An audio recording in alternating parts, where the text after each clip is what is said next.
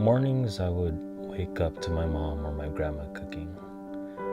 I'd lay in bed with the sun shining through the window, too lazy to even get up and turn on the cartoons. I knew that rice would be steaming away because there was rice at every meal. I knew that eggs would be sizzling in the pan because it was morning. But what I wouldn't know was what kind of meat we would be having, because the possibilities were many.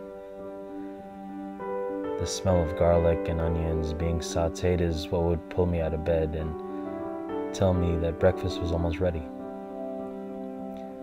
The mystery would finally be revealed when I got my plate and started chowing down.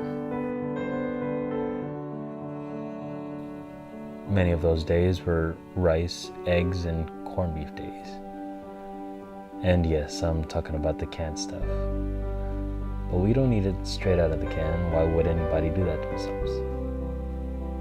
Filipinos take the sleeping canned meat from the kitchen cabinet and wake it up with fresh garlic, onions, sometimes tomatoes, and other stuff.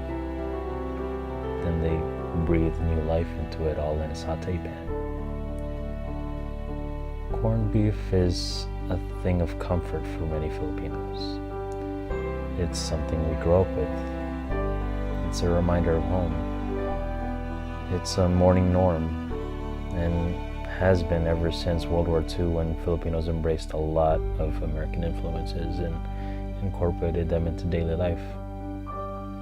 Guaranteed, whenever a Filipino sees corned beef, the first thing they're thinking isn't St. Patrick's Day, but breakfast with the family on any day of the week.